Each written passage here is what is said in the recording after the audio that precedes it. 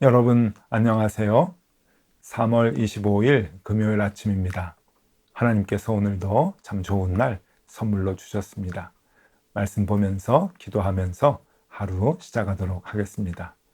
오늘 같이 볼 말씀은 열왕기상 21장 1절에서 10절까지의 말씀입니다. 그 후에 이 일이 있으니라.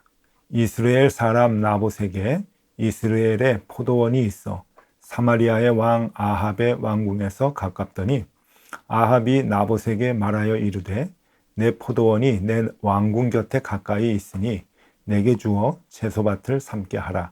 내가 그 대신에 그보다 더 아름다운 포도원을 내게 줄 것이요 만일 내가 좋게 여기면 그 값을 돈으로 내게 주리라.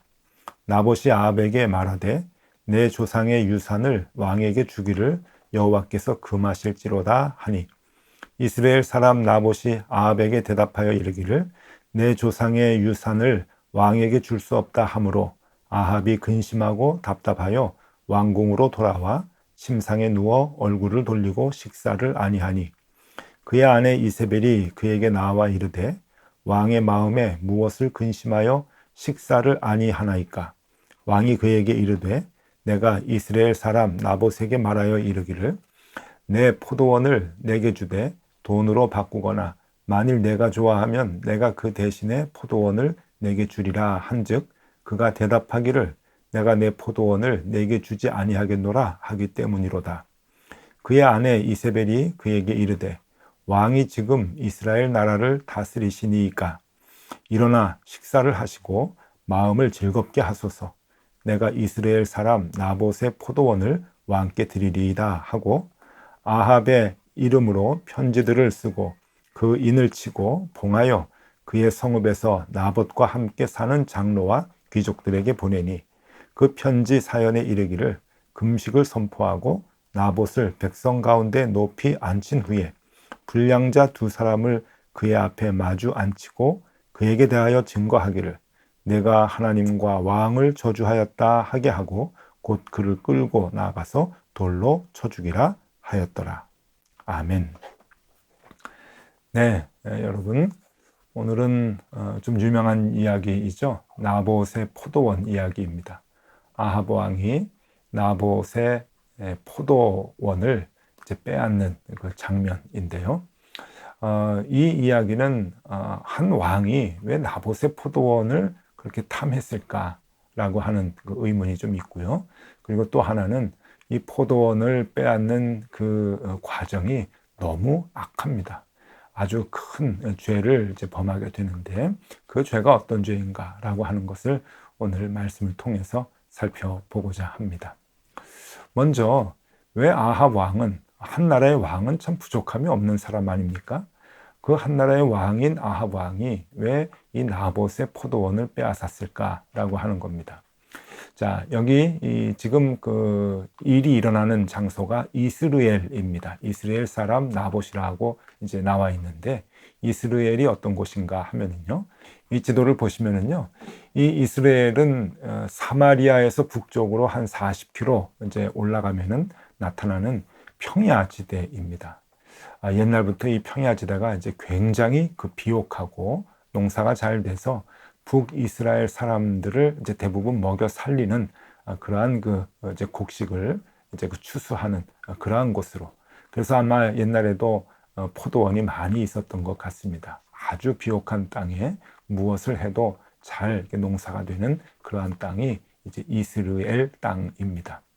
이 이스라엘이라고 하는 이름 자체가 하나님께서 뿌리셨다라고 하는 그런 그 의미입니다.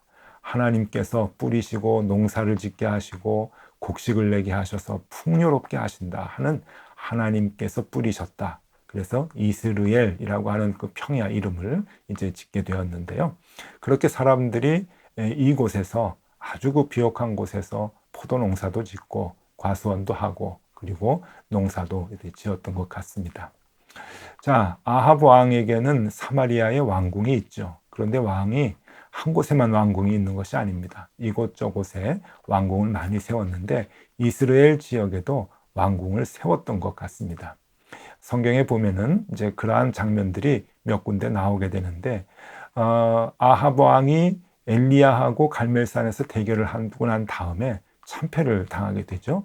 그리고 나서 이 아합 왕이 어디로 가는가 하면은 이스라엘 땅으로 갑니다. 성경에 보면은요, 열왕기상 18장 45절에 이렇게 나옵니다.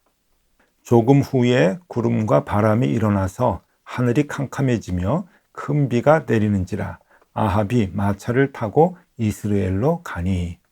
네, 엘리야후가 이제 막 경주하듯이 가게 되는데 이스라엘로 갔다라고 나오고요. 성경은 그 아합 왕 앞으로 엘리야가 뛰어갔다 그렇게 이제 증언을 해주고 있죠. 그 아합 왕이 간 곳이 이스라엘, 아마 왕궁이 있었던 것으로 보여집니다.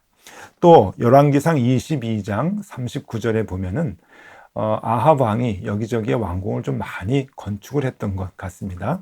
열왕기상 22장 39절 말씀입니다. 아합의 남은 행적과 그가 행한 모든 일과 그가 건축한 상하궁과 그가 건축한 모든 성읍은 이스라엘 왕 역대 지략에 기록되지 아니하였느냐. 네, 여기서 상하궁이라고 하는 표현을 합니다.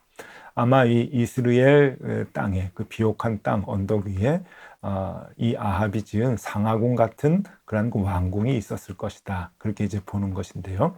여러분 이 사진을 좀 한번 보시면은요. 이 사진이 그 앞에 보이는 평야가 이스라엘 평야입니다. 굉장히 비옥하죠. 오늘날에도 저기에서 굉장히 그 여러 가지 농사를 짓는 굉장히 그 비옥한 땅으로 이스라엘에서는 곡창지대라고 이제 볼 수가 있는데 그 언덕 위에 지금 궁터가 남아 있습니다. 신학자들과 고고학자들은 아마 여기가 아합 왕의 상하궁의 궁터였을 것이다 라고 그렇게 대부분 추측을 하는데요. 저 언덕 위에서 앞으로 이제 내다보면 그렇게 넓은 그러한 그 이스라엘 평야가 이제 보이게 되는데 바로 그 앞에 나봇의 포도원이 있었을 것이다 라고 이렇게 이제 보는 것이죠. 여러분 그렇게 생각을 하면은 이스라엘 이 평야가 쭉 내려다 보이는 참 좋은 곳에 이제 아합이 있는데 그 앞에 나봇의 포도원이 있었습니다. 그러니까 그 포도원을 자기 것으로 해서 자기가 뭐 채소를 뭐 자라게 한다든지 취미생활을 한다든지 그런 것을 해보고 싶었던 마음이 있었을 것입니다. 그래서 이 나봇의 포도원을 탐하고 그것을 이제 뺏으려고 했겠죠.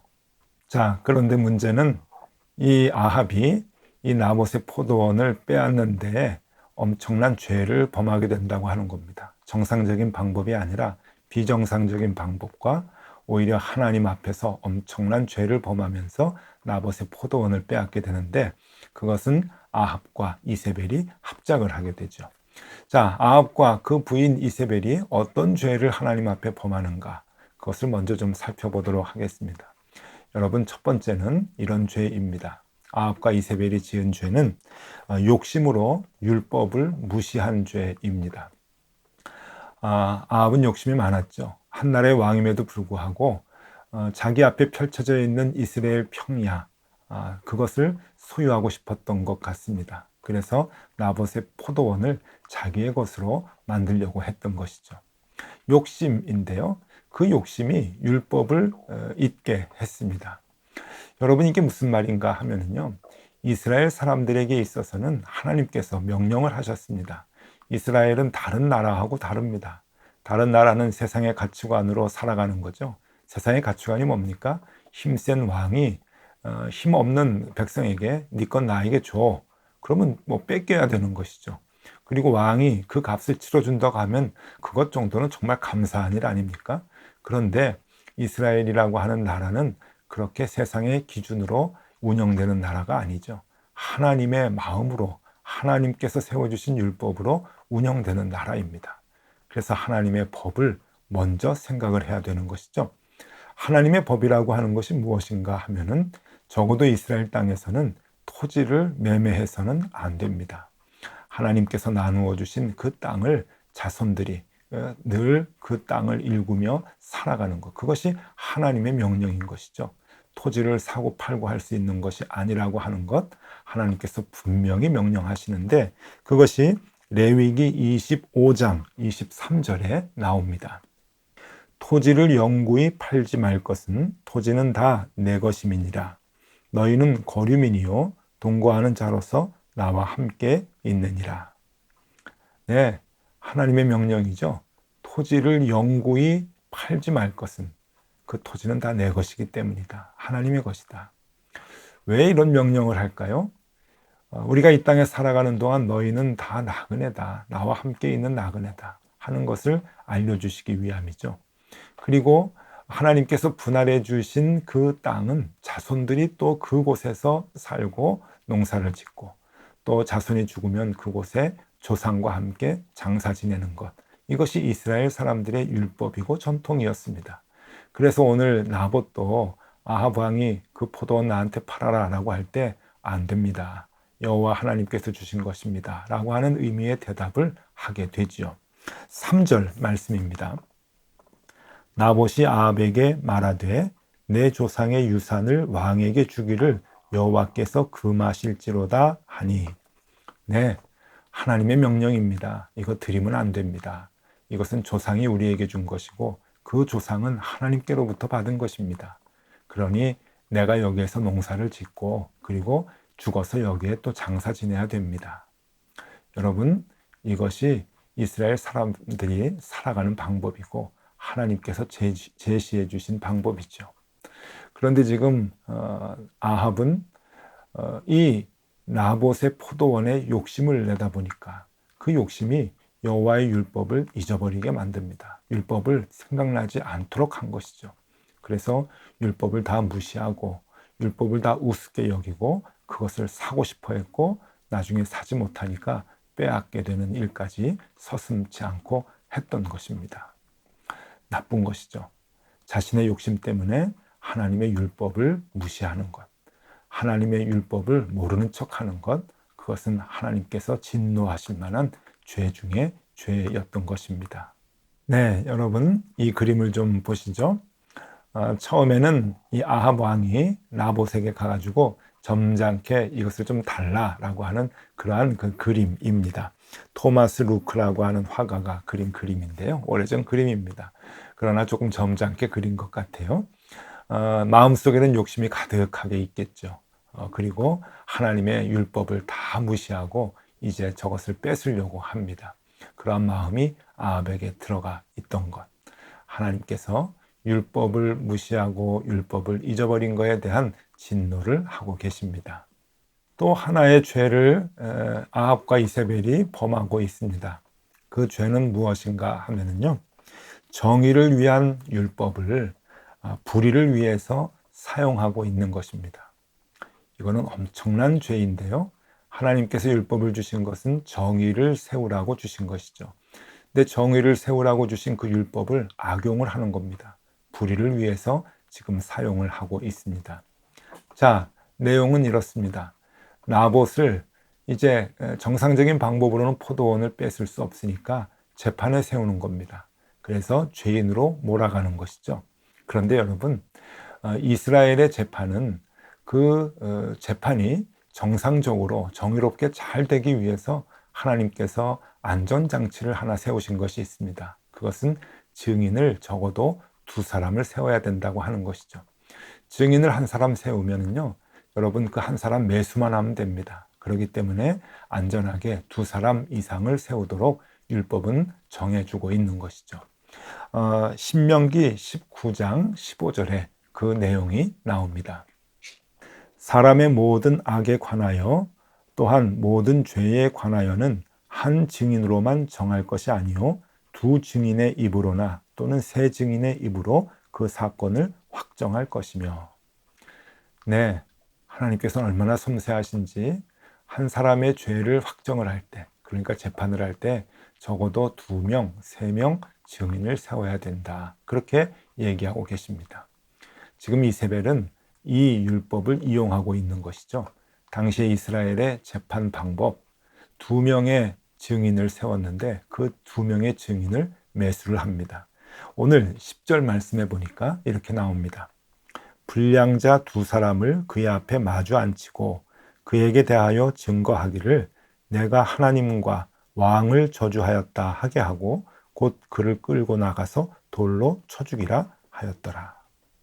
여러분, 증인을 매수했습니다. 그리고 나봇이 하나님을 모독했다, 왕을 모독했다, 그렇게 증언을 하도록, 거짓 증언을 하도록 만들었습니다. 결국 나봇은 죄가 없음에도 불구하고 신성 모독죄, 하나님을 모독한 죄로 이제 나아가서 돌로 쳐 죽임을 받게 됩니다. 여러분, 이 얼마나 무서운 죄입니까? 하나님을 잘 섬기게 하기 위해서, 하나님의 공의가 드러나게 하기 위해서 만든 하나님의 법으로 오히려 자신들의 그 불의한 일이 이루어지도록 이용을 하고 있습니다. 하나님 가만히 있겠습니까? 하나님 가만히 계시지 않죠. 여러분, 얼마나 하나님께서 마음 아파하시고 분노하셨겠습니까? 오늘 이 말씀을 보면서 아합의 죄, 그리고 그 못된 부인 이세벨의 죄, 얼마나 큰 죄인가. 저들은 그것이 얼마나 큰지 알지 못하고 그냥 쉽게 그렇게 죄를 범했을 것입니다. 그러나 이것은 용서받지 못할 죄이죠. 욕심 때문에 하나님의 율법을 저버리고 율법을 무시하는 그 죄. 여러분, 우리 가운데 그런 죄는 없는가? 오늘 돌아봐야 하지 않겠습니까? 문득 우리도 욕심에 쫓아서 욕심을 따라 살아갈 때가 많이 있는데, 그럴 때 하나님의 말씀을 무시하고 하나님의 말씀을 잊어버리는 일이 다반사입니다. 여러분, 오늘 주님께서는 말씀을 통해 그것을 경고하십니다. 또 하나님의 율법은 이 세상에 공의와 정의를 세우기 위해서 우리에게 주신 것입니다. 나의 욕심을 채우라고, 그리고 나의 의를 드러내라고 주님께서 율법을 주신 것이 아니죠. 그러니 이 율법을 가지고 모든 사람들이 잘 살아갈 수 있도록 인격을 존중하고, 그리고 사랑하고 귀하게 여기며 그렇게 살아가야 할 것입니다. 그것이 하나님의 공의와 정의가 이 땅에 드러나는 것이겠죠. 그것을 위해 하나님께서는 우리에게 말씀을 주시고 율법을 주셨습니다. 자, 여러분, 오늘 하루 이것 생각하면 좋겠습니다. 우리의 욕심이 하나님의 율법을 넘어서지 않으면 좋겠다. 율법이 언제나 우리의 마음을 주관하도록 우리의 율법을 우선하며 살아가는 우리가 되면 좋겠습니다. 그리고 그 하나님의 말씀을 잘 지킴으로 인해서 이 땅에 하나님의 공의와 정의가 편만하게 실천이 되도록, 나타나도록 그렇게 우리가 생활하기를 소망합니다. 그 마음 갖고 오늘 하루도 생활하시는 여러분들이 다 되실 수 있기를 바랍니다. 기도하겠습니다. 하나님 아버지, 내 안에 욕심이 참 큽니다. 갖고 싶은 것, 뺏고 싶은 것이 너무나 많이 있습니다. 그때마다 하나님의 율법과 말씀이 기억나게 하여 주시옵소서.